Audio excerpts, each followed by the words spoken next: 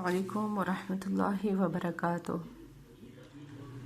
أعوذ بالله من الشيطان الرجيم. بسم الله الرحمن الرحيم. surah baqarah ayat number bawayu 279 inshallah rahman. بسم الله الرحمن الرحيم. فإن لم تفعلوا کتاسو ونکو داکار فأذنو نو پس خبر شي بحرب په جنگ سره من الله د طرفه د الله نه ورسوله اور د الله د رسول د طرفه وان تبتم اور کچری تاسو توبه وستله فلکم نو پس تاسو د پاره رؤوس اصل اموالکم مالون استاسو دی لا تظلمون ظلم مکوي تاسو ولا تظلمون اور پتاسو به ظلم نشی کېدی ها بس فإن لم تفعلوا فأذنوا بحرب من الله بس کچری ونکو تاسو دا کار نو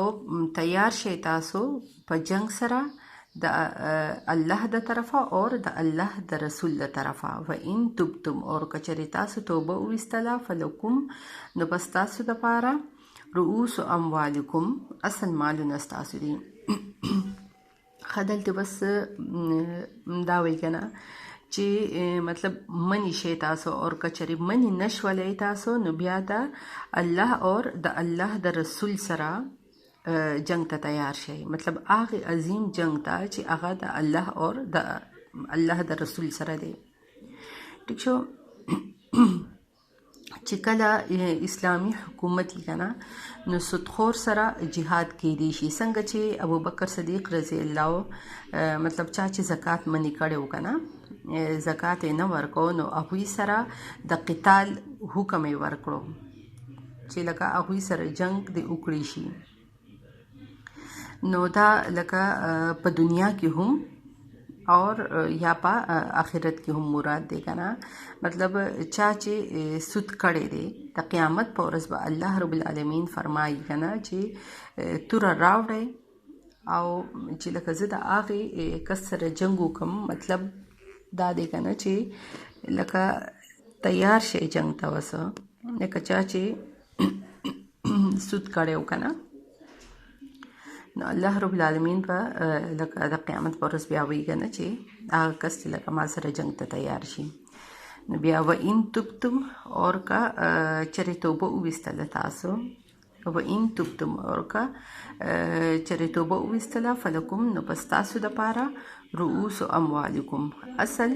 مالونه ستاسو دي مطلب دا کنه چې انسان د سود نه توبه او باسي کنه توبه وستله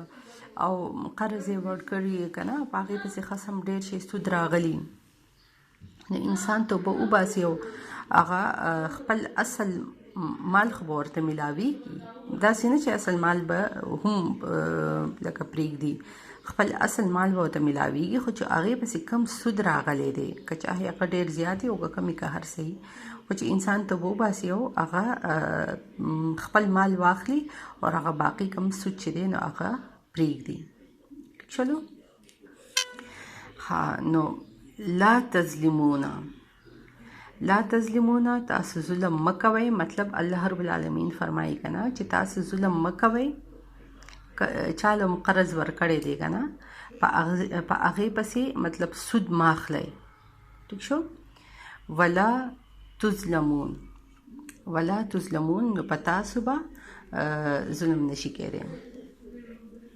مطلب الله رب العالمین فرمایي کنه تاسو په چا باندې ظلم مکوئ نو په تاسو به هم ظلم نشي کېدی